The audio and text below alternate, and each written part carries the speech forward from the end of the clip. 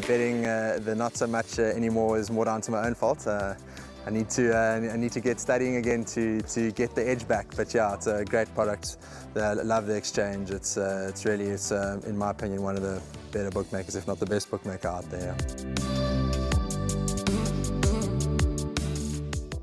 On the last pick 3 on the card would be races 6, 7, and 8. Merit rated 98 handicap. It's over 1,200 meters. Some quality to speak about here in race number 6. But let's go to our package, and we'll be back for the wrap.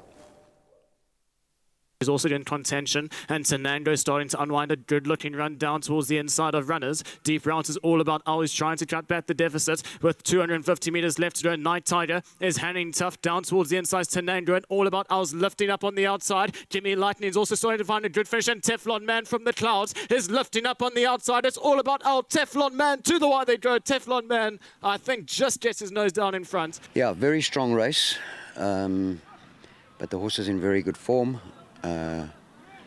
He should be able to run into the money on Sunday. Without a doubt, would have brought him on. I did fancy him that day. It was also a very competitive race, and it was his first run at Scottsville. Craig said he was a little just unsure of himself first time, which can happen. First time at Scottsville. Even when he went down to the start, he said he was just sort of very green, didn't know what it was all about.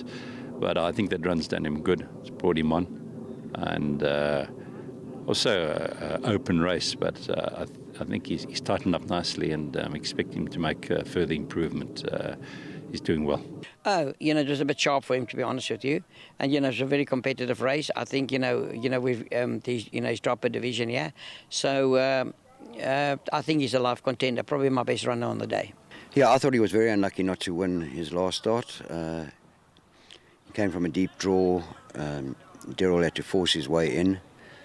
Obviously, he's at the bottom of the handicap.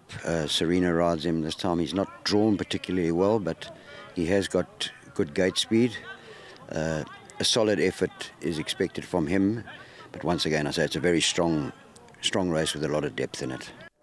Yeah, I agree with Peter Muscat, and we could say quietly confident. All 3 interviews there. 8, Teflon Man, Dean Kannemeyer. I will give that a thumbs up. 13, Plaza Accord, definitely a thumbs up. And number 14, Good Traveller, who is testing our patience, this fella. But if you've gone for him in the past and you've done your cash, well, after those comments, it's all about trying to catch the right wave at the right time with these horses, Sheldon. It's about timing it right. You can follow horses that are dropping in the ratings, but you need to get it right. This horse has been handcuffed now at a 98 at his recent starts because he's been running consistently. But you had to like the comments coming through from Michael there. He says, ignore that last start. It's a bit short for him. My best runner on the day. 100% right. After those comments, earlier on we like Imposing. Yes. Good Traveller, they run for the same silk, so Michael Roberts will be looking for a big day. And we all know Good Traveller on his day was a 120. He's racing off the 98. Minus the 1.5 from Rachel Venica. Is drawn out at 14, so it'll be interesting to see how the draws pan out on the day. But at 7-1 could be the each way value. So 14, Good Traveller, big runner. Then that's horse Teflon Man, number 8. When watching that replay, that day I was actually in studio doing Gallop on that day, and I made him a good thing that day. He was trading at around 5-1 when I had a bet on him, and at the 400 I said race over. All he needs to do is get a gap. And Craig Zaki, he had ice running through his veins. He just let him cruise through. He didn't panic, and when he pressed the button, he ran past them all. So you have to respect him. And then a little bit of a swinger in the pack, number 1, Beecham Wood Boy at 20-1. Talk to me. Talk to me. He's now stuck on a 96. He's gone off form recently. But when you look at his course and distance form, Wendy Whitehead, they're going to be looking for Beecham Wood Boy to come back to his best. And this horse is jumping off the page of the me. I promise you, if there was a replay that we could have shown was the last start. Sometimes you don't need to show replays of horses that win or run up. If you watch the replay of this horse's last start, Sereno had nowhere to go. He had so much a horse, but the wall was just there and was not moving. He could go nowhere. Go and watch the replay of this. If you want to watch a replay of a 20-1 shot, go and watch the replay on the 28th of April when King of the Goals won. if it's not difficult to find, if you go onto the Goal Circle YouTube page, there is a search engine there. Just press in King of the Gauls, and the replays of King of the Gauls will come up, and then you just go on to the 28th of April. Instead of searching for it and scrolling down, just type in the winner's name and go and watch this replay. This horse had so much a running, he had nowhere to go. That last start doesn't tell a true story. I like this horse with his course and distance form. Now that he's drawn one, I think it's the perfect position for him.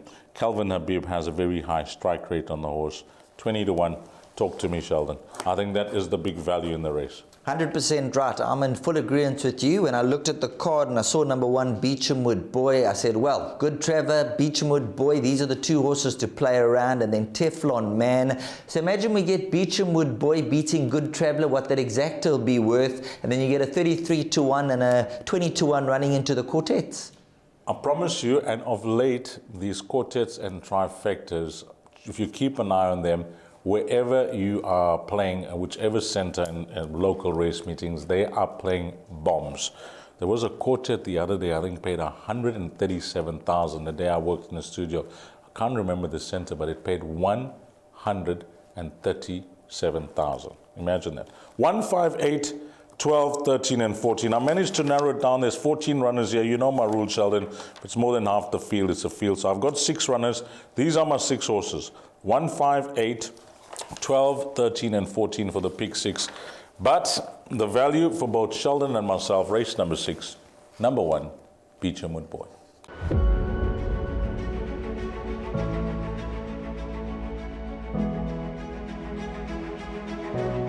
It's Donovan Everett from Cape Racing, and I'd just like to say it's an absolute pleasure to be involved with Intrabet and Cape Breeders in this golf day today here at Pearl Valley.